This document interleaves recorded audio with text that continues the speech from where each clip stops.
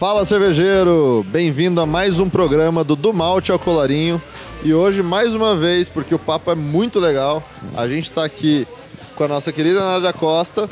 A gente está de novo com os nossos dois confrades e colegas de programa, amigos de programa, né? Colegas é muito impessoal. Colegas, né? Eu ia falar, cara, eu te considero mais que isso. É que a gente tenta... Coleguinha, só coleguinha. A gente tenta se formar um pouco mais na hora da apresentação. Primeira vez que estou apresentando. Bom, tá com o Alexandre Bleed e com o nosso grande amigo mineiro, Celso Prado. Boa noite, pessoal. Vamos lá conversar mais sobre cerveja de saúde, né? O papo tava tão bom. A gente começou a conversar aqui depois que desligou a câmera, né? A gente falou, vamos gravar mais um, porque tá muito bom esse papo. Bora. Nádia, a gente tava conversando aqui, por exemplo, sobre os benefícios, né, da cerveja consumida moderadamente. Essa palavra é muito importante. Dentro de uma dieta equilibrada. Dentro de uma dieta equilibrada, na prevenção até de doenças como o câncer, né? Que pode acontecer também. Quando a gente fala que um alimento, né, ou uma bebida é antioxidante ou anti-inflamatória, essas propriedades, quem assistiu a primeira parte, né, vai lembrar que a parte antioxidante, anti-inflamatória da cerveja vem de alguns minerais, mas principalmente dos fitoquímicos, né? Dos flavonoides, das catequinas, quercetina e do prenilflavonoide, que é o flavonoide mais presente na cerveja.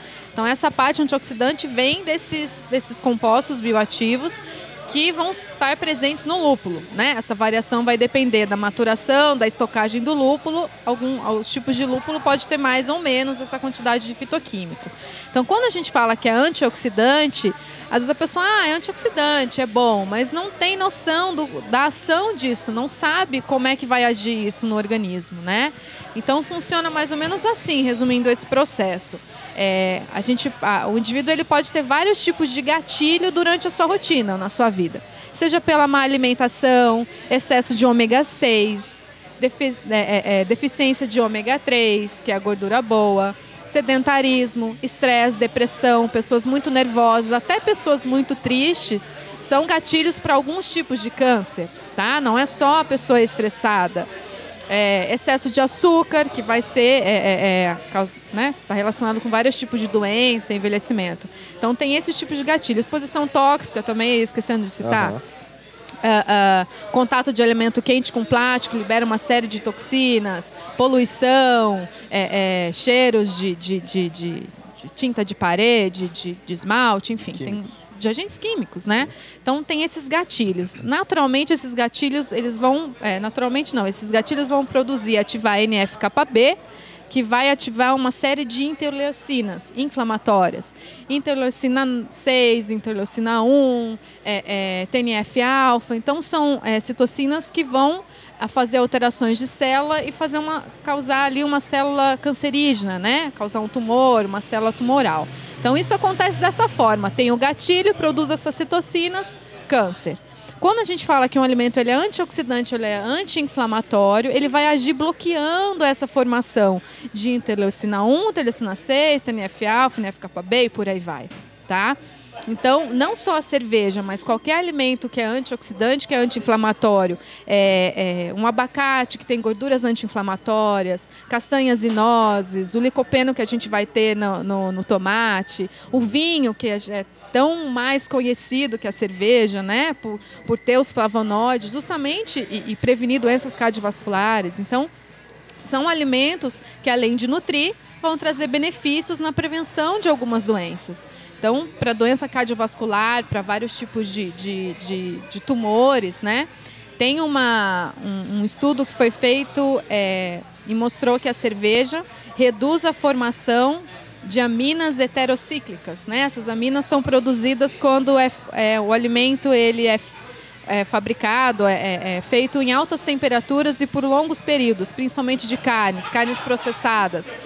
Então, há um tempo atrás saiu, né, que consumo de bacon, salame ou vários tipos de carnes processadas está relacionado com o surgimento de câncer, justamente por essas aminas heterocíclicas e outros tipos de nitratos e nitritos que são cancerígenas, tá?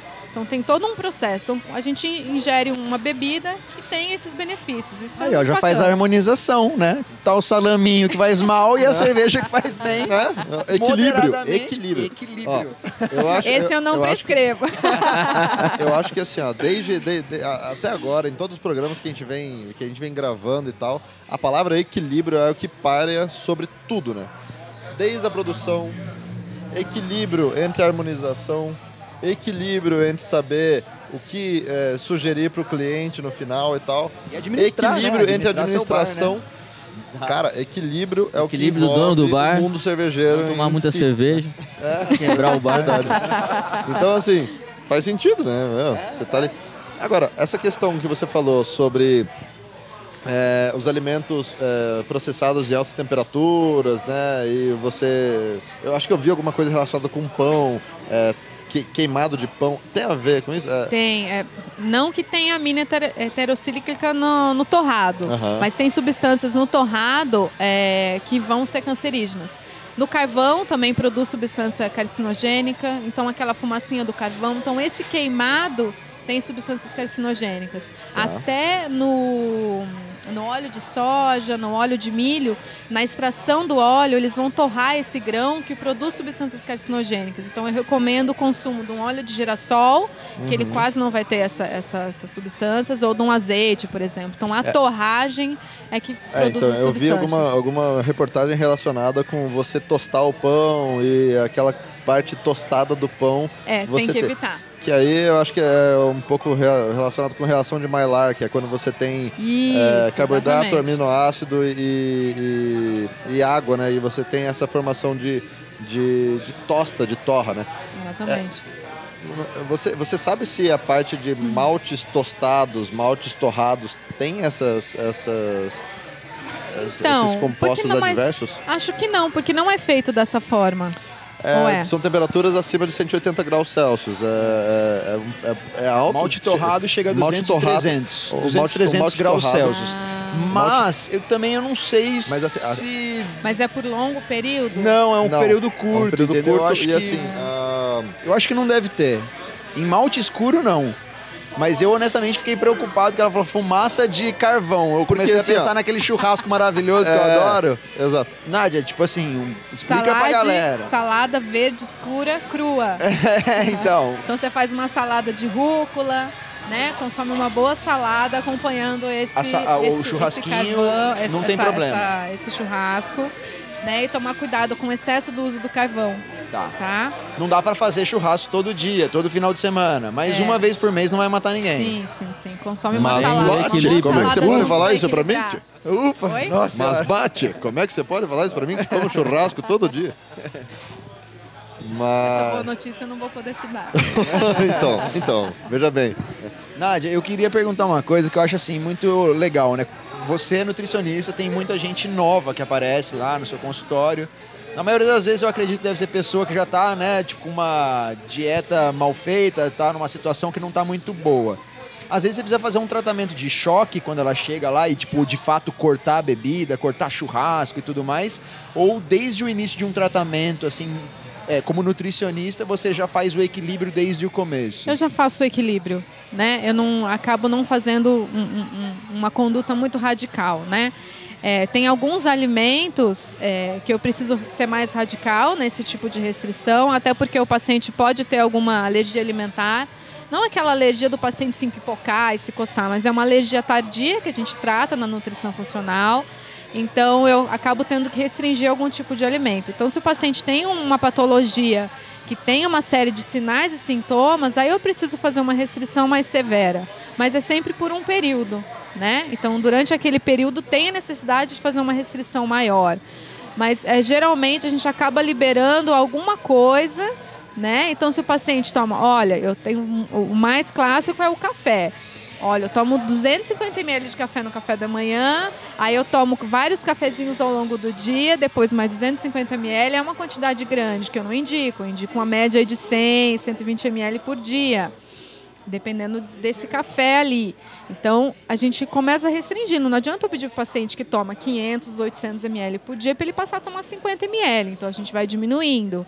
Então, tudo é individualidade bioquímica. Dentro do quadro do paciente, a gente procura equilibrar, procura diminuir, né? E como que é aquele paciente que chega para você e daí fala assim, nossa, doutora, vou ter que parar de beber cerveja, vou ter que parar de sair no final de semana. E você fala assim, não, você pode fazer isso. Eles ficam felizes, né? Ficam. Como é que é a relação, assim, né? Sem dúvida. Não, eu sei que ficam, mas eu imagino que as pessoas devem ficar impressionadas. Eu também porque acho. tem muito nutricionista Também que às acho. vezes, não sei, segue talvez uma outra vertente de nutrição, ou não está tão atualizado assim, e acaba fazendo, não, álcool não pode de forma alguma, cerveja não pode, tudo mais. Eu acho isso muito errado, porque é o que a Nádia falou no primeiro programa. São tipos de né? restrição que você só vai fazer o paciente ficar frustrado, né?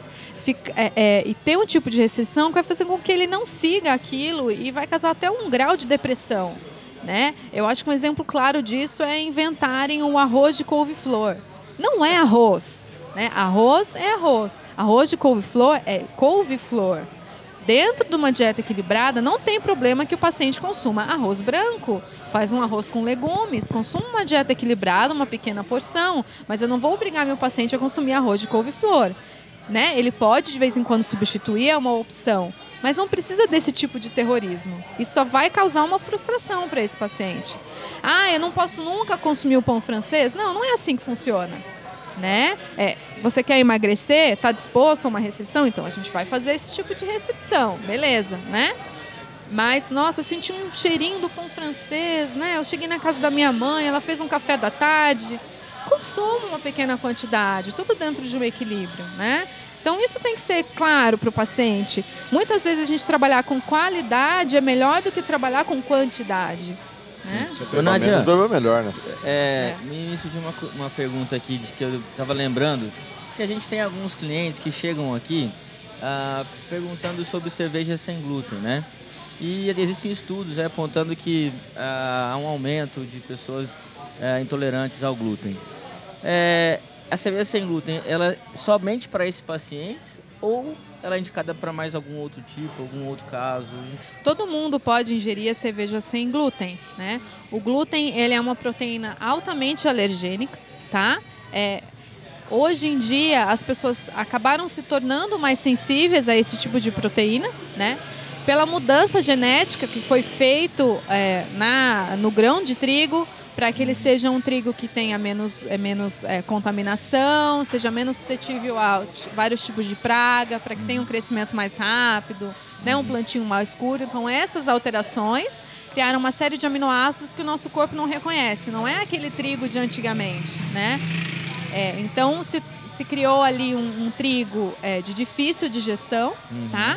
E as pessoas, pelo desequilíbrio da alimentação, se tornaram sensíveis, né, a esse tipo de alimento de difícil digestão. Então, se aumentou 500% o consumo de refrigerante, alimento industrializado, diminuiu-se o consumo de fruta, verdura e legume. Então, tudo isso faz com que o corpo não consiga se defender e lidar com essa proteína de difícil digestão. Então, são 2 pontos, né? Sim, é claro que sempre que possível a gente diminuir o glúten na alimentação é interessante, né? Mas não se precisa fazer toda essa restrição radical. Mais uma vez, a individualidade bioquímica. Tem pessoas que são mais propensas a ter vários tipos de sinais e sintomas que a gente precisa restringir. Né? Assim como a proteína do leite, por aí vai. Do leite, por exemplo, hoje existem muitas cervejarias aí colocando lactose, em diferentes estilos, né? E aí a gente tem que ter o cuidado, por exemplo, nós que estamos aqui diretamente com o cliente, ter um cuidado, às vezes, de salientar, de informar isso para não, não servir uma cerveja dessa, por exemplo, uma pessoa que é intolerante à lactose. Ou glúten. As pessoas às vezes acabam comprando os alimentos sem lactose, mas às vezes não tem necessidade disso. A lactose é só o açúcar, só o carboidrato do leite. Depende que a pessoa tenha lactase na parede do intestino para quebrar a lactose ali e ter uma digestão, né? O problema maior do leite é a proteína que a gente não digere. É a beta-lactoglobulina. Então, a restrição vai com relação à proteína e não à lactose, né? Mais uma vez, dependendo da individualidade, esse paciente não precisa gastar mais caro com um produto sem lactose, né? Sim, sim. Não tem Que essa muito se necessidade. fala, né, da intolerância à lactose e tal. E aí até é uma preocupação, pelo menos na minha área, que é de produção de cerveja, a gente sempre pensa, nossa, mas eu vou fazer um produto com lactose. Mas e aí, eu vou colocar no mercado e quem tem intolerância à lactose não vai consumir meu produto. A ideia é que a gente atinja todo mundo, né? Que a gente consiga levar essa experiência sensorial para todo mundo. Se a pessoa não pode consumir o produto com uma cerveja com lactose, ele também não pode consumir um leite, um queijo. Sim. Então já é uma restrição do próprio indivíduo, né? Legal. Não que a lactose faça mal, ela vai fazer mal se você tiver alguma intolerância, Sim. tá? Que vai ser causada por um desequilíbrio nutricional, desequilíbrio do intestino. É normal assim, por exemplo, é normal ou não? É a palavra errada. Mas Se é comum. é saudável a pessoa, por exemplo, assim, fala, olha, minha amiga, ou meu amigo, essa pessoa ela tem uma intolerância a glúten ou uma intolerância à lactose. Portanto, passarei eu a não consumir mais produtos com glúten ou com lactose, incluindo cerveja com lactose ou com glúten. Vou passar a partir de agora a tomar só cerveja sem glúten. É saudável isso para a pessoa ou é um exagero? Pode ser um exagero. Pode ser um exagero, não tem necessidade. Se ela tiver numa dieta equilibrada, tiver bem saudavelmente, não tem por que fazer esse tipo de restrição. Né? O glúten pode estar presente. O problema é que, dependendo do quadro clínico, isso pode piorar algum tipo de alteração que esse paciente tenha. A ponto de, às vezes, a pessoa que não é intolerante e passar, né, talvez porque eu sou muito amiga dela, então vou menos que a gente estiver junto, eu vou fazer isso, ou até mais do que juntos. Até fazer mal, no caso, aí, porque vai ter algumas deficiências? Não. Isso vai até fazer bem, né? Você vai estar consumindo alimentos de fácil digestão. Isso traz até benefícios, né? Eu a conduta no consultório, eu passo várias receitas que não tem glúten, são de mais fácil digestão. Mas tem muitos pacientes que eu não preciso ter um tipo de restrição mais legal. severo. Eu acho que a gente entra mais uma vez naquela questão que a Nádia já falou várias vezes, de respeitar individualidades, né? Cada um é um. Cada um é cada um, né? Não adianta eu acho falar que tá que com um copo de cerveja eu me sinto alterado e você não, né? É individualidade. Depende do E organismo. a gente cria, de fato, uma resistência pro álcool, Nádia? Porque as pessoas falam, né? Quanto mais você bebe, menos você sente, né? Vamos falar assim, a embriaguez. Sim, porque o organismo ele vai se adaptando àquela quantidade de álcool, né? Ele vai conseguindo lidar com aquela quantidade de álcool. Então a gente tem pessoas que bebem cada vez mais, aí está um perigo, né? Que a quantidade de álcool vai aumentando e aí a gente chega a ter indivíduos que bebem uma quantidade muito grande toda vez que vai beber. E tem o que o Luiz falou, acho que no primeiro programa, também, questão às vezes pessoas maiores, né? Com grandes ou enfim mais altas, mais né, e mais altas, pesadas, elas vão ter uma diluição maior do álcool. Então elas vão se beneficiar não com só essa por quantidade. Mim, mas pelos clientes também, porque né, tem tudo quanto é tipo de cliente e é perceptível isso, não só aqui dentro, eu digo, tem roda de amigos, em churrasco e tal, né? Perceptível, tem gente que são com a estrutura maior. Você está falando do Zé, né, cara? Não, abraço, falando do Zé. Abraço, Zé. O Zé, para quem não sabe, tá, só para explicar, para contextualizar, o Zé é um cliente aqui do Hopfields que ele tem tipo 2 metros de altura, sei lá, 1 de largura. O cara do Zé do último programa nosso, tá? Não, o Zé que vem aqui, cara. O cara é enorme. Não, tem, e ele deve ter uma resistência muito maior, como por exemplo, muito maior do que a nossa, né? O Celso é pequenininho, eu também sou pequenininho, então Mas isso eu acho que faz sentido. Você já tá mais ou menos, cara. Você é maior que eu, vai. Você é maior que eu, vai. Bom, Nádia, agora uma pergunta. Lá no começo, quando você estava falando de antioxidantes, alimentos antioxidantes, você passou brevemente pelo vinho. E aí entra numa velha questão, né, entre vinho versus cerveja, em relação à saúde, em relação a antioxidantes, não querendo fazer uma aversão um ao outro, uma briga. A gente não está travando uma briga entre nada aqui. A gente, na verdade, eu quero entender um pouco melhor. A gente sabe que, por exemplo, no vinho, né, existem muitos taninos, né, que vêm da casca da uva. Isso. E eles são antioxidantes. Na cerveja, você falou que vem do lúpulo, do malte, mas em relação a quantidades, tem algum estudo, tem alguma informação sobre o que é melhor? Eu já li, mas não é um estudo recente, comparou a cerveja com superior ao vinho branco. Ao vinho tinto ele não conseguiu ser superior. Só que hoje, como eu entendo um pouco mais de cerveja, eu não sei que uma IPA bem lupulada, né? A gente tem alguns tipos de IPA que tem uma quantidade grande de lúpulo. Eu não sei se a gente comparar esse tipo de cerveja com algum vinho, se a quantidade de antioxidante vai ser maior ou se vai a gente não sabe qual o estilo de cerveja, do mesmo jeito que compararam vinho tinto, que não é um estilo, mas é uma classificatória de vinhos com vinho branco e em relação à cerveja, né? A gente não sabe qual tipo de cerveja que foi usada nessa comparação. Exatamente. Então pode ser uma cerveja que mal tinha lúpulo. E olha, mais uma vez, você é até redundante aqui, talvez, de mais uma vez voltar no equilíbrio. Eu sou sommelier de cervejas e sou sommelier de vinhos também. E o que eu faço, eu falo para as pessoas normalmente, né? Tem carro que anda com gasolina, tem carro que anda com álcool, tem carro que anda com os dois, não é? Equilíbrio. Eu tomo um dia vinho, um dia eu tomo cerveja e sou feliz. As duas bebidas as duas trazem benefícios. Cara, eu pego o bom de cada um dos mundos, né? Não tem por que ficar só em cerveja, não tem por que só ficar em vinho, não é? Se a gente for procurar trabalho científico com vinho, a gente vai achar bastante coisa também, né? O que é interessante destacar é que a cerveja também tem esse benefício. A gente está aqui falando isso hoje. Prevenção de doença cardiovascular, melhorar a densidade óssea pela quantidade de silício. O silício é um mineral que ele vai ajudar na firmeza da pele, né? Então, para as mulheres é interessante. Só tem que tomar cuidado para quem que eu vou contar isso, né?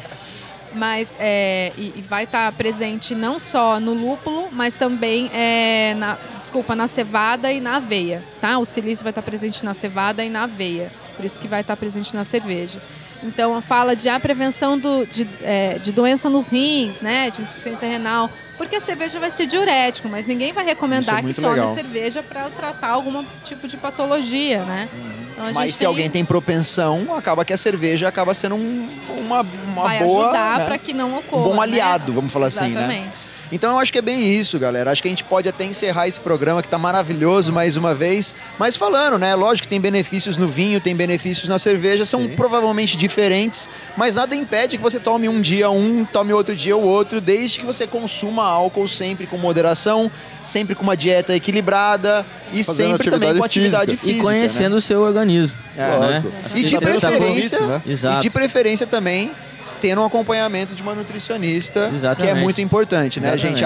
Aquele negócio de consultar o Dr. Google acaba, às vezes, sendo bem perigoso, porque não vai ter análise As pessoas dessa individualidade. associam ainda a nutricionista com restrição. Não, eu não vou na nutricionista porque eu vou ter que comer pouco, né? Ou porque ela vai tirar minha cerveja, né? Então a gente tem que saber atender o paciente, adequar individualmente o cardápio dele e muitas vezes dizer que não é a restrição alimentar que vai fazer emagrecer, é o equilíbrio da alimentação. Muitas vezes meu paciente come mais, para de comer aquele lanche no jantar, vai fazer uma refeição, né, equilibrada, e isso vai fazer com que ele emagreça, né? Com certeza alguns mitos foram quebrados aí nesses dois programas. Eu acredito que muitos mitos. Eu diria muitos mitos nesses dois programas. E como ela já tinha falado de uma segunda parte, esse daqui não valeu. Então a gente ainda faz uma segunda parte daqui a alguns meses aí. A gente vai... Se você tiver alguma pergunta que você queira saber relacionado aí a cerveja e saúde, manda pra gente. Quem sabe aí no mês que vem, daqui a 2 meses, algum tempo aí mais pra frente, a gente consiga fazer um segundo programa, mais um terceiro programa, né, na verdade, respondendo essas perguntas aí que vocês mandarem pra gente, tá bom? Então, obrigado mais uma vez por acompanhar o Do Malte ao Colarinho. Esse foi mais um programa aqui com a Nádia Costa, nutricionista. Obrigada. Os endereços da Nádia estão aparecendo aqui na tela. Segue ela no Instagram, no Facebook, procura ela, porque é uma nutricionista que não vai te restringir. Vai deixar você tomar sua cervejinha, vai deixar você comer bem, mas desde que você tenha uma vida equilibrada. Gente, um brinde a mais um programa sensacional. Muito obrigado. Muito obrigado, Nádia. gente. Obrigado. Foi um prazer ter você com a gente. Prazer foi Obrigado meu. e um abraço pro Eduardo. Abraço pro Edu. Obrigado, Abraço, Edu. Valeu. Saúde. Um abraço, gente. Saúde.